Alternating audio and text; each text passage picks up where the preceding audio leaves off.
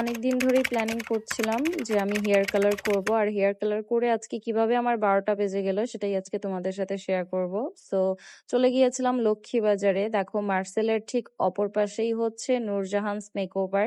নিচে এই মুরব্বির দোকানটা তোমরা দেখে নিবা। এই মুরব্বির দোকানের ঠিক পাশেই হচ্ছে ওনাদের গেট, যেটা চিপার জন্য ঠিক ভালো করে বোঝা যায় না। দোতলাই হচ্ছে তাদের নূরজাহানস মেকওভার। আমি এই পার্লার থেকে ঠিক ১ মাস আগেই একটা ডিপ শাইনিং ট্রিটমেন্ট নিয়েছিলাম, সেটা আমার কাছে মোটামুটি অ্যাভারেজ লেগেছে।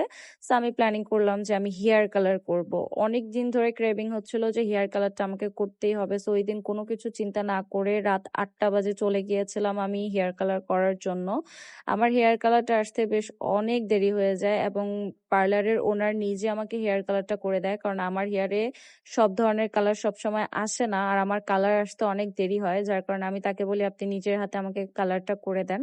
অ্যান্ড তিনি কালার করা শুরু করে দেয়। তিনি খুব যত্ন সহকারেই কালারটা আমার করা শুরু করে দিয়েছিল এবং আমার বিশ্বাস করো এক্সাইটমেন্ট লেভেলটা এত হাই, আমি বলে বোঝাতে পারবো না। আর অবশ্যই তোমরা কমেন্ট করে জানাবা যে আমাকে কালারটাতে কেমন লাগতেছে, ভালো লাগতেছে কিনা, বা আমার কালারটা ঠিক কতটুকু সুন্দর হয়েছে, আমি কি কালারটা আমার হেয়ারে রাখবো কিনা, এটাও তোমরা আমাকে জানাবা। তোমাদের মতামতটা আমাকে অবশ্যই কমেন্ট করবা। সো উনি যখন কালার করা শুরু করে, ভাই আমার এই কালারটা দেখে এত রাগ হয়েছে, এটা খুবই ফালতু একটা কালার লাগে আমার কাছে। এটা আমার কাছে ময়লা ময়লা একটা কালার লাগে, যেটা আমি খুবই হেট করি। এই কালারটা আমার খুবই অপছন্দ একটা কালার।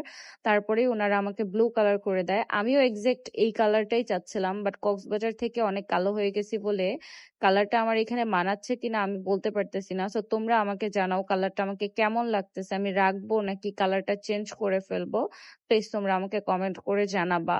আর বাড়ির সবাই তো আমাকে বলতেছে আমাকে নাকি বুড়ি বুড়ি লাগতেছে, এই কথাটা কি আসলেই সত্য?